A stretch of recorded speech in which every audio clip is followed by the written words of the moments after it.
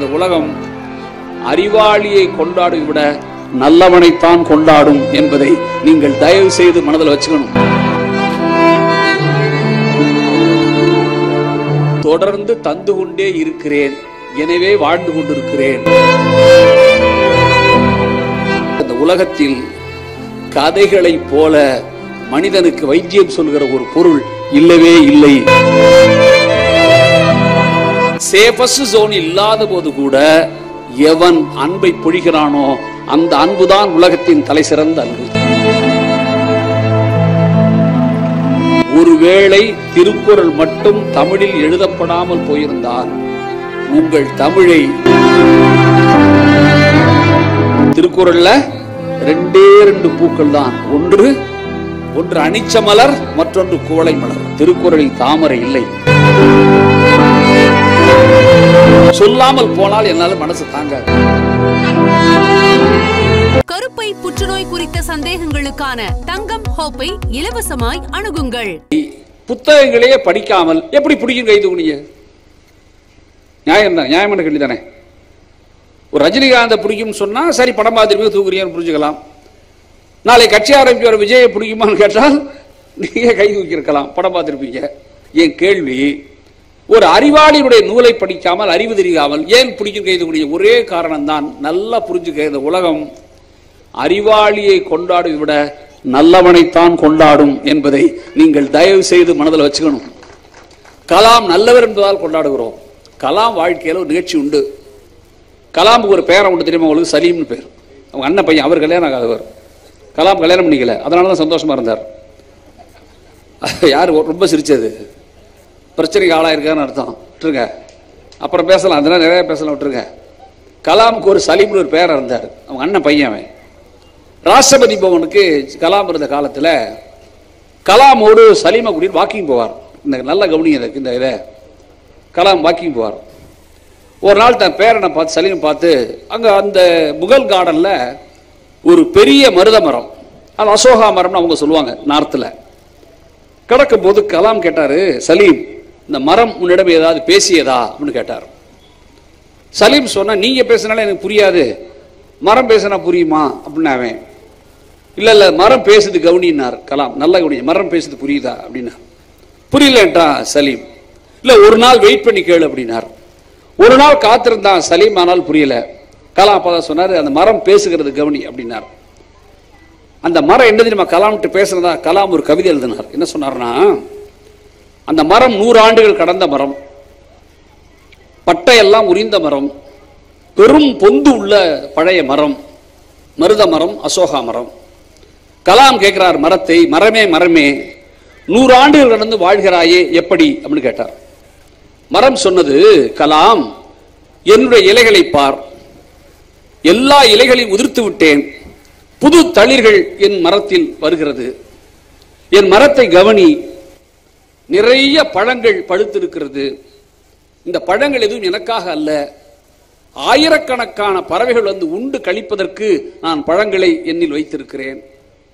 கலாம் என் மரத்தை கவனி, அதில் இருக்கிற பொந்தில் சிறு சிறு விலங்குகள் அணில் போல் தொடர்ந்து வாழ்ந்து கொண்டிருப்பதற்கு என் உடலை நான் தந்திருக்கிறேன். கலாம் நன்கு கவனி, தொடர்ந்து காற்று வீசி உங்களை குளிர்விக்கிறேன் என்று சொல்லிக்கிட்டே வந்த கலாம் மரம் சொன்னதாக சொல்லி முடித்தார். கலாம் நான் தொடர்ந்து தந்து கொண்டே இருக்கிறேன், எனவே வாழ்ந்து கொண்டிருக்கிறேன் என்று கவிதையை கலாம் முடித்தார். நீங்க இந்த அன்கண்டிஷனல் லவ் நான் சொன்னல, கலாம் கவிதை தான் அது. நீ என்ன மனதில் வச்சுக்கணும்னா, எனக்கு என்ன தோணும்னா, எப்பவுமே இந்த அன்கண்டிஷனல் லவ்வுக்கு ஒரு திருவுண்டு கதை, ஒரு கதை உண்டு. நான் இலக்கியம் கலை என்பது ஏதோ பெரிய அறிஞர்கள் சம்பந்தப்பட்டதுன்னு புரிஞ்சுக்காதீங்க. யாரோ ஒரு செலம்பொலி செல்லப்பனார் போன்ற ஒருவரோ அல்லது நாமக்கல் கவிஞர் போன்ற ஒருவரோ பயில வேண்டியது என்று புரிஞ்சுக்காதீங்க. நீங்கள் போய் வாங்கி படித்தால் உங்களுக்கு அது புரியும். நான் ஒரு திருவுண்டு ஒரு கதை ஒன்று படித்தேன், ரொம்ப ரொம்ப மிக மிக மனதுக்கு பிடித்த ஒரு வெளிநாட்டு கதை. அந்த கதை, ஒரு ஜூ இருக்கு, ஜூவில் சிங்கத்தை வளர்க்குறாங்க. டெய்லி அந்த ஜூவில் போய் சிங்கத்துக்கு 3 பேர் மட்டன் பீஸ் போடுவான். மட்டன் பீஸ் வாங்கி ஒரு ஆசிரியர், ஒரு அரசு ஊழியர், ஒரு சின்ன ஒன்று குழந்தை 3 பேர் போடுவாங்க. டெய்லி மட்டன் பீஸ் போடுவாங்க. அந்த சிங்கம் அப்படியே லவுக்கி சாப்பிட்டுட்டு ஹலோ அப்படிங்கும் சிங்கம், ஹலோ அப்படிங்கும். இது ரெகுலரா நடக்குது. ஒரு நாள் அந்த சிங்கம் யோசிக்குது, இந்த 3 பேர் டெய்லி நம்மளை வந்து பாக்குறாங்களே, நம்ம போய் ஒரு நாள் அவங்கள பார்த்தா என்னன்னு யோசிக்குது.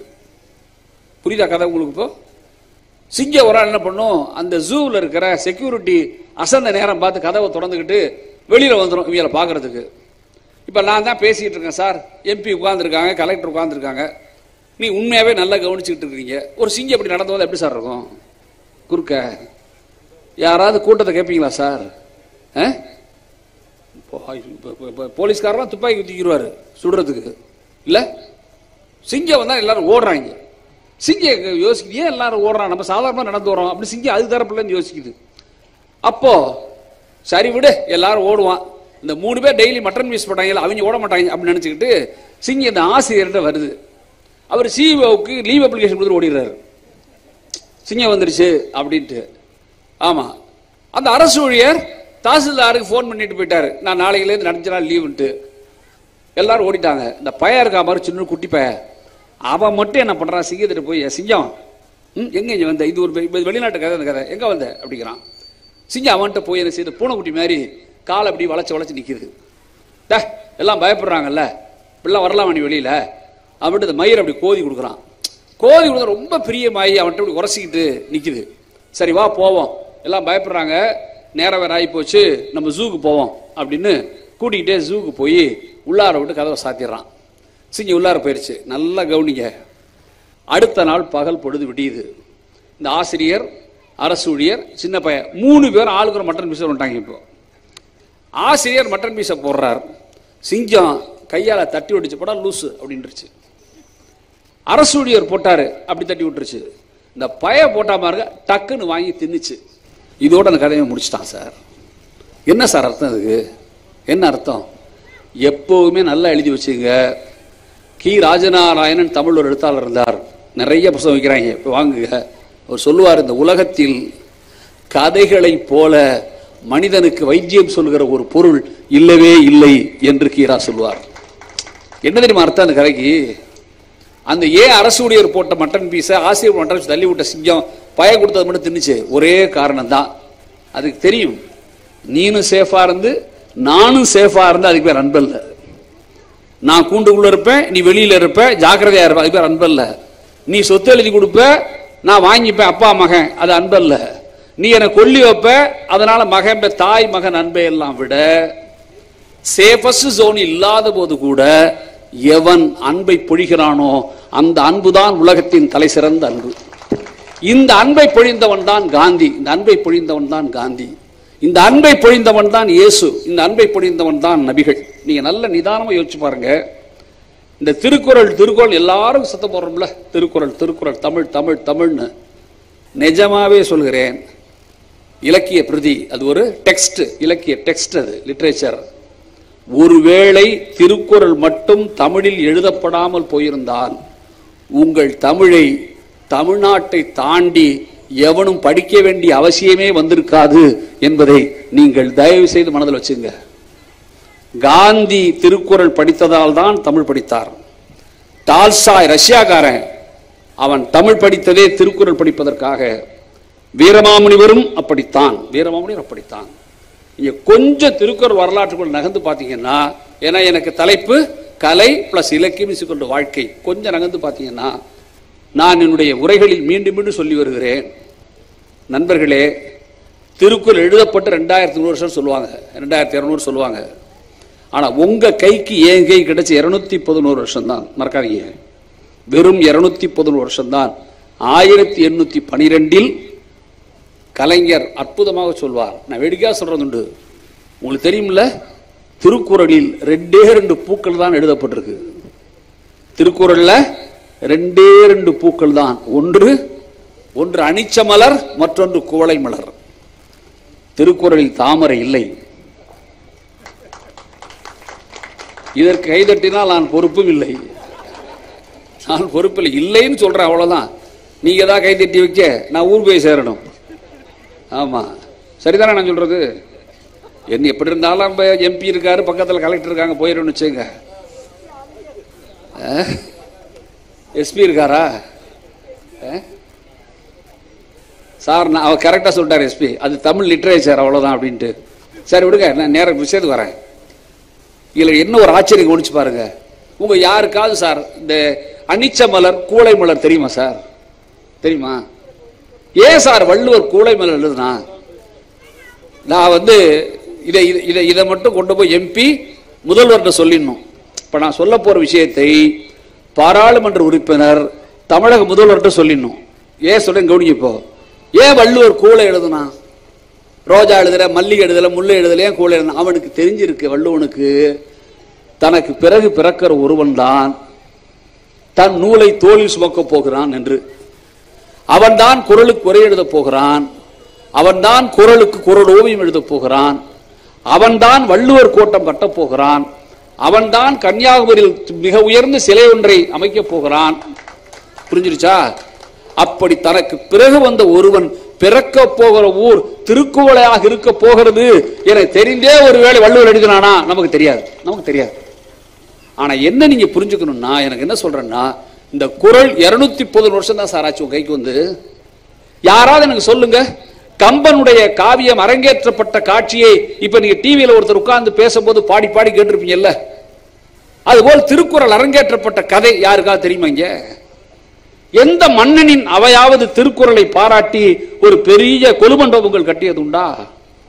எந்த மன்னனாவது திருக்குறளை தன்னூல் என்று சொன்னதுண்டா? எழுதி வைத்துக் கொள்ளுங்கள். ஒரு மன்னனும் சொல்லல. நல்ல வேளை எல்லீசன் என்று தன்னை தமிழில் சொல்லிக் கொண்ட ஒரு எல்லீஸ் என்கிற ஒரு சென்னையில் இருந்த கவர்னர், அவன்தான் திருக்குறளை தேடினான். விளையாட்டு சொல்லல, மதுரையில் ஆர்லிங்டன் என்று ஒரு கலெக்டர்களுக்கும் திருக்குறளுக்கும் ரொம்ப காலம் தொடர்புண்டு. ஆர்லிங்டன் கலெக்டர் அவன் வீட்டை அடுப்பறிக்கிறதுக்கு ஒரு ஓலைச்சுவடி வந்து கீழே விழுந்துச்சு. அந்த ஓலைச்சுவடி எடுத்து படிச்சான் ஒரு சமயக்காரன்.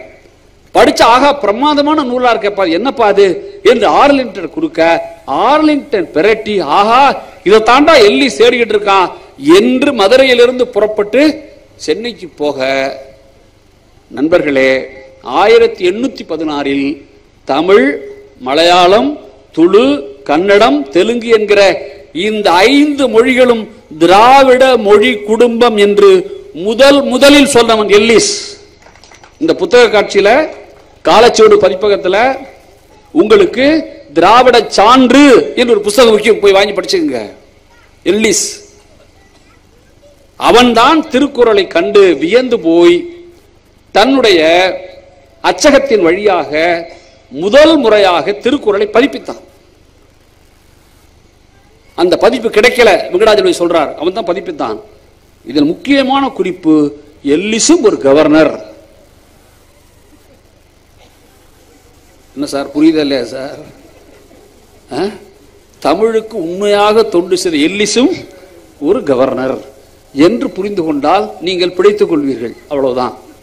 ஏன் இதை நான் அப்படி சொல்ல வேண்டிய அவசியம் இருக்குன்னா, கற்பனையில தமிழை வளர்த்தெல்லாம் முடியாது. ஒரு இலக்கியத்தை வளர்ப்பதற்கு நான் நிதானமாக சொல்லிட்டு போகிறேன். நண்பர்களே, இவ்வளவு நேரம் பொறுமையோடு இருந்த பாராளுமன்ற உறுப்பினருக்கும் மாவட்ட ஆட்சித்தலைவருக்கும் நான் இந்த நாமக்கல் மக்கள் சார்பில் நான் நன்றி சொல்லிவிடுகிறேன். ஏன்னா பேசுவது என்பது எளிதெல்லாம் அல்ல. நீங்க பேசுறதுங்கிறது ஒரு மூடு சம்பந்தப்பட்ட விஷயம். இது நீங்க மூடு தொந்தரவுக்கு ஆளாயிருச்சுன்னா பேசுவதெல்லாம் எளிதல்ல. ஆனால் ஒரு தொந்தரவுக்குள்ளாயிருந்த எனது மனநிலையை சாந்தப்படுத்தியது அவர்கள் அமர்ந்ததுதான் என்பதை நான் மிகுந்த பணியோடு உங்களுக்கு சொல்லிவிடுகிறேன். ஏன்னா சொல்லாமல் போனால் என்னால் மனசு தாங்காது. எனக்கு பொய் சொல்லி பழக்கமே இல்லை, பொய் சொல்லி பழக்கம் இல்லை. நண்பர்களே, நான் விடைபெறுகிறேன். ஒன்று சொல்லிவிட்டு போகிறேன் உங்களுக்கு. திருக்குறளை தூக்கி பிடிப்பதும் தமிழ் பண்பாட்டை உயர்த்தி பிடிப்பதும் எதுவென்றால், நான் மரியாதைக்குரிய நீதிபதி அவர்கள் சொன்ன வார்த்தையோடு சொல்லி நிறைவு செய்ய விரும்புகிறேன். நான் சொன்னல, கலாம் சொன்னார்னு சொன்னல, நான் கொடுத்து கொண்டே இருக்கிறேன், என்னை வாழ்ந்து கொண்டு இருக்கிறேன்னு.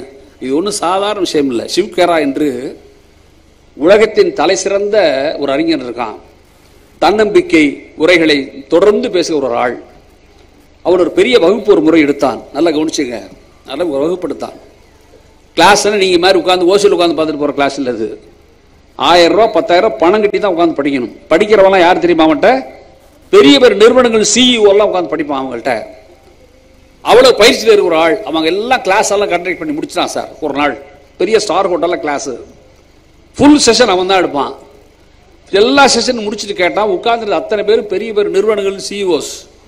நான் கிளாஸ் முடிச்சிட்டேன், என் வகுப்பில் நான் ஒன்று திரும்ப திரும்ப சொல்லியிருக்கிறேன், யாரா சொல்லுங்க அப்படின்னா. ஆளுக்கால ஒரு விடை சொன்னாங்க. எல்லாருமே நல்ல படித்த நல்ல அறிஞர்கள் சொன்னாங்க. சிவகாரா சொன்னா இல்லை இல்லை இதையும் தாண்டி நான் உங்களுக்கு சொன்னேன் அப்படின்னா. இதையும் தாண்டி சொன்னேன் அப்படின்னா. என்ன சொன்னீங்க? சொல்லுங்க சொல்லுங்கன்னு யாரும் சொல்லலை. அப்பதான் சிவகாரா சொன்னான், you give more than what you get என்று சொன்னான். நீ பெற்றதை விட அதிகம் கொடு என்று சொன்னான். நீ உலகம் முழுதும் இருப்ப விஷயங்களை ஆன்மீகம் எதை நீங்க பேசுறீங்கன்னாலும் எனக்கு ஒன்னே ஒன்றுதான் தோணும். இந்த அன்பு அன்பு அன்பு என்பதை நம் மொழி போல் கொண்டாடிய விஷயங்கள் எதுவுமே இல்லை என்பதை நீங்கள் தயவுசெய்து மனதில் வைத்துக் கொள்ளுங்கள். எனக்கு நான் சென்ற முறை நாமக்கல் வந்திருந்த போது நண்பர்களோடு பேசும்போது நான் சொன்னேன் இதை. எனக்கு இந்த கொடு என்று சொல்ல விஷயம் இருக்குல்ல, எனக்கு மிக மிக பிடித்த திரை இசை பாடல் உண்டு, தமிழில் உண்டு. ராமுங்கிற படத்தில் அது சொல்லி நான் நிறைவு செய்ய வேண்டும். ராமுன்ற படம் தமிழில் வந்துச்சு, பழைய கால படம், black and white. Gemini Ganesan hero நடிப்பார். அதில் அந்த பையனுக்கு வாய் பேச முடியாது, ஊமை. அப்பாவுக்கு ஒரு குழந்தை வாய் பேச எவ்வளோ கஷ்டமாக இருக்கும். போய் கிருஷ்ணகிட்ட போய் நிற்பான். நின்று என் கடவுளை பிள்ளைக்கு வாயை கூடு கடவுளே அப்படின்னு வேண்டுவான். ஒரு கிருஷ்ண பக்தர் நாகையா உட்கார்ந்துருப்பார். அவர் தான் கடவுள்கிட்ட வேண்டிக்கிட்டு இருப்பார். இந்த சிச்சுவேஷனுக்கு ஒரு அற்புதமான பாடலை கண்ணதாசன் எழுதியிருப்பான். இந்த பாடலை ரொம்ப பிடிச்சது என்னன்னா, எது கடவுள்? இப்போ ஏன்னா நம்ம இந்தியா முழுது சர்ச்சையே கடவுள்ல தான் இருக்கு. இப்போ கடவுள் சர்ச்சை தான் இந்தியாவோட சர்ச்சை, மறக்காதீங்க. கடவுளை ஒழுங்காக புரிந்து கொண்டால் இந்திய அரசியல் சரியாகிவிடும் என்பதை நீங்கள் தயவு செய்து மனதில் வச்சுக்கணும். யாரு கடவுள்? அந்த கடவுள் இருக்கிற இடம் எது என்று கேட்டாங்க கண்ணதாசன் கேள்வி. இந்த கேள்விக்கு சினிமா பாட்டு பதில் சொன்ன கண்ணதாசன், பசிக்கு விருந்தாவான், நோய்க்கு மருந்தாவான், பரந்தாமன் சன்னதிக்கு வாராய் நெஞ்சே, கண்ணன் வந்தான் மாய கண்ணன் வந்தான், கண்ணன் வந்தான். சரியா இல்லையா சார்?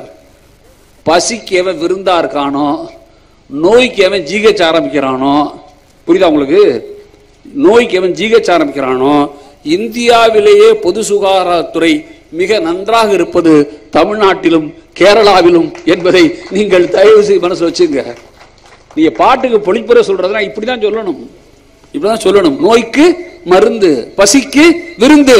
காலையிலேயே உணவு போடுவதுதான் பசிக்கு விருந்து. உங்களுக்கு புரியுதா? இப்போ காலையிலேயே பள்ளிக்கூடத்தில் பிள்ளைகளுக்கு சோறு போட்டீங்கன்னா அதுதான் விருந்துன்னு புரியுதா உங்களுக்கு? இப்போ பசிக்கு விருந்தாவான், நோய்க்கு மருந்தாவான், பரந்தாமன் சன்னதிக்கு வாராய் நெஞ்சேன்னு சொன்ன கண்ணதாசன் சொன்னா, ஒரு பொது வாழ்க்கையில் இருப்பவர்கள் எப்படி இருக்குன்னு பதில் சொன்னாவன். முடவர்களை நடக்க வைக்கும் பிருந்தாவனம், ஊமைகளை பேச வைக்கும் பிருந்தாவனம், அடையாத கதவிருக்கும் சன்னிதானம், அஞ்சாத நெஞ்சிருக்கும் சன்னிதானம், சன்னிதானம் கண்ணன் சன்னிதானம் என்று பாட்ட கண்ணதாசன் முடிச்சார். நிஜமாகவே சொல்கிறேன், நிறைவாக சொல்கிறேன், நீங்கள் நேரம் இல்லை சில விஷயங்களை பேச வாய்ப்பு இருந்தால் தெற்கு வர்சஸ் வடக்கு என்று ஒரு புத்தகம் இருக்கு, அங்கே விற்கிது. ஒரு டேட்டா சயின்டிஸ்ட் நீலகண்டன் எழுதிய புத்தகம். வட மாநிலங்களை தென் மாநிலம் ஒப்பிட்டு மிக அற்புதமான புத்தகம் எழுதியிருக்கார் நீலகண்டன்.